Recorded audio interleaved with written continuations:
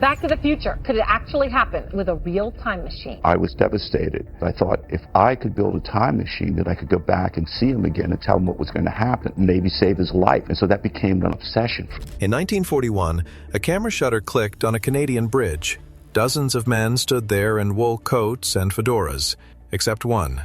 One man is wearing sunglasses that wouldn't be commercially available for another decade, and a t-shirt that didn't exist yet. That photograph has never been debunked, but here's what nobody talks about. That photo isn't even the most convincing case. There are two other encounters, one involving a decorated Royal Air Force officer whose hallucination predicted military changes 4 years before they happened, backed by official RAF records.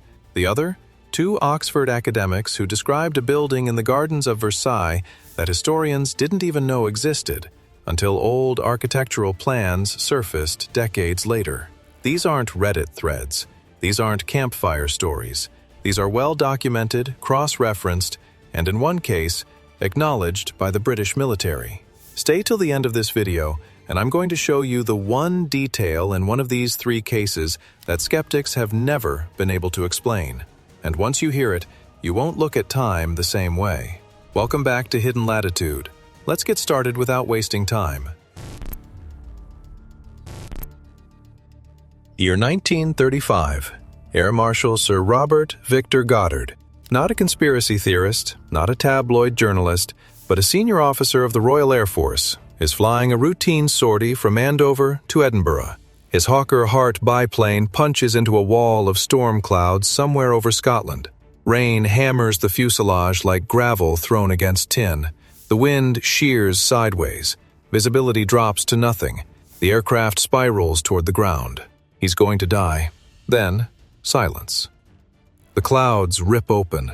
Golden light floods the cockpit, warm and impossible, as if someone switched the sky from midnight to midday in a single breath.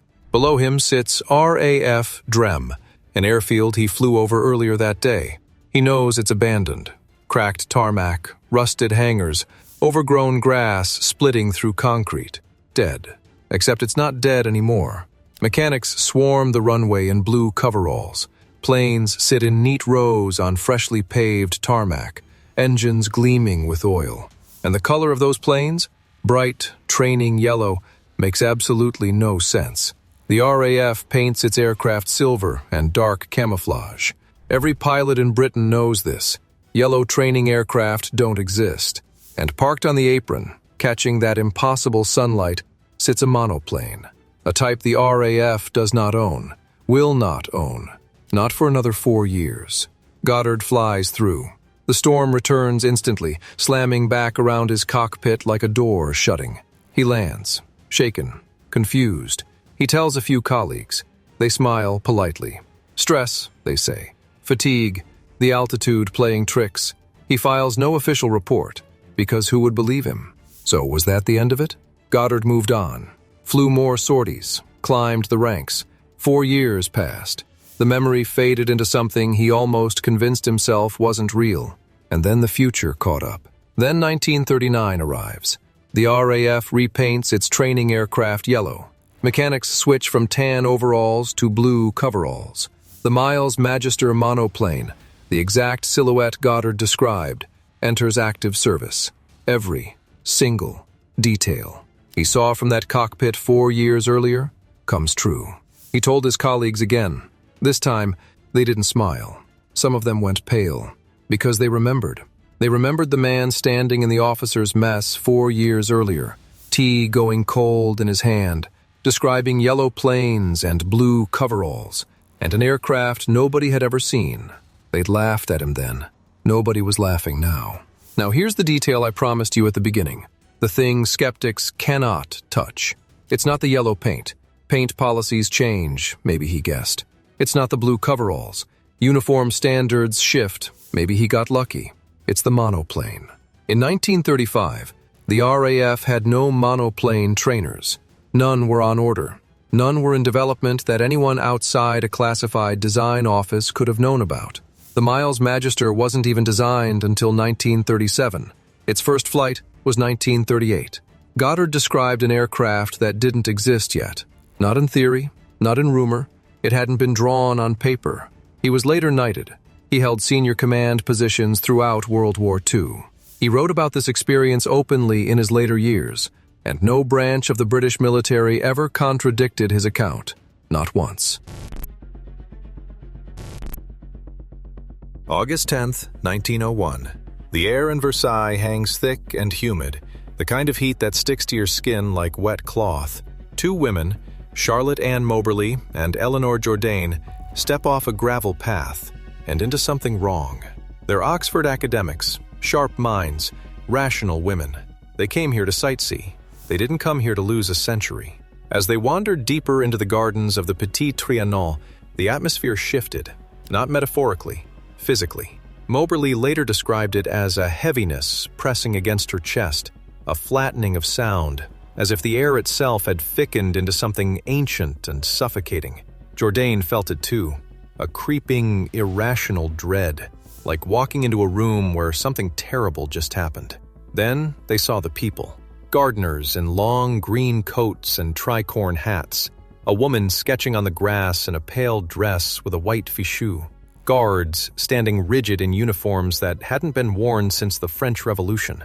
One man sat near a small kiosk. He stared at them. Not a glance, a stare, hollow, unblinking, as if they were the ghosts, not him. They stumbled away. The heaviness lifted. Versailles returned to 1901. Birds sang again. Tourists laughed in the distance. The world snapped back to normal, like a rubber band. But neither woman could shake the chill crawling up the back of her neck. They didn't speak about it to each other. Not immediately. It took weeks before one of them finally broke the silence and asked the other, "Did you feel that too?" The answer was yes. Now, here's where it gets uncomfortable for skeptics. Moberly and Jourdain spent 9 years researching what they saw. They published a book called An Adventure. Critics tore it apart, called it delusion, mass hysteria between two overeducated women, until 1965. That year, an old architectural survey of the Trianon was uncovered. It confirmed that a Chinese-style kiosk had stood in the exact spot the women described, in 1774. That structure had been demolished over 100 years before either woman was born. No public record of it existed when they visited. The guards' uniforms matched royal livery colors that had been abandoned before the 19th century even started. And one more thing.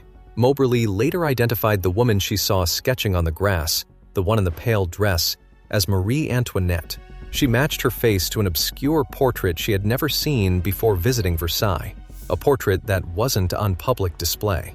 So ask yourself, how do two rational women describe a building nobody knew was there and recognize a face they'd never seen? What would you have done in that garden? Kept walking or turned back? But don't lock in your theory yet, because the next case has a piece of evidence that's even harder to dismiss, and it's hiding in plain sight inside a photograph.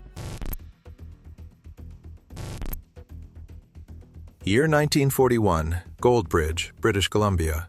A crowd gathers to watch the reopening of the South Fork Bridge after a flood. Someone snaps a photo. Standard stuff. Working men, suspenders, felt hats, dust on their boots. Then your eye catches him.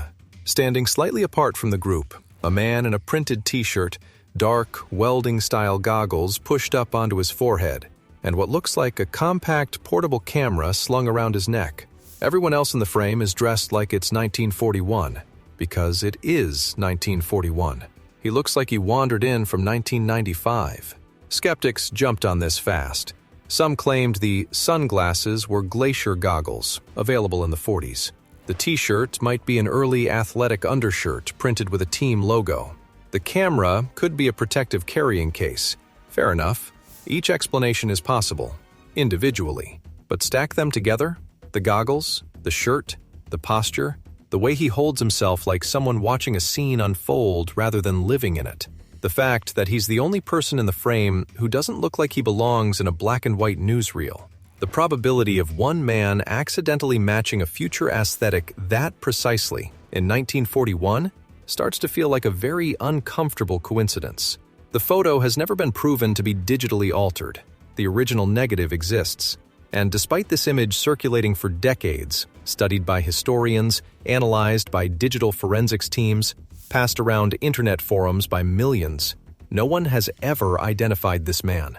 Not a name, not a family member stepping forward, nothing. He appeared on that bridge, got frozen in silver halide, and vanished from history.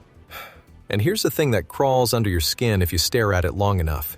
Everyone else in that photograph is looking at the camera, posing, aware they're being captured for a moment in time. This man? His gaze drifts slightly past the lens. He's not posing, he's observing, like someone who already knows how this story ends. Here's my question for you, and drop your answer in the comments right now. Do you think each item on this man can be explained away individually? Or does the combination of all of them together change the math? Comment glitch if you think this is a genuine anomaly, or debunked if you think it's just coincidence. I want to see where you land. Two strange cases now. One atmospheric, one photographic, both debatable. But this last one? This one has paperwork. And it has the one detail I promised you.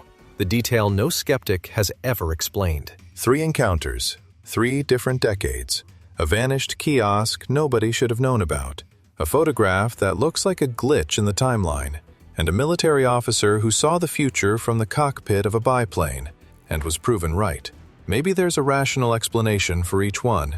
Maybe the Versailles women read an obscure book. Maybe the man on the bridge just had unusual taste in clothes. Maybe Goddard guessed about the yellow paint and the blue coveralls and the monoplane that wouldn't exist for 4 more years. But all 3? At once? The odds start to bend. Which of these 3 cases do you think is the hardest to explain? Drop your answer in the comments.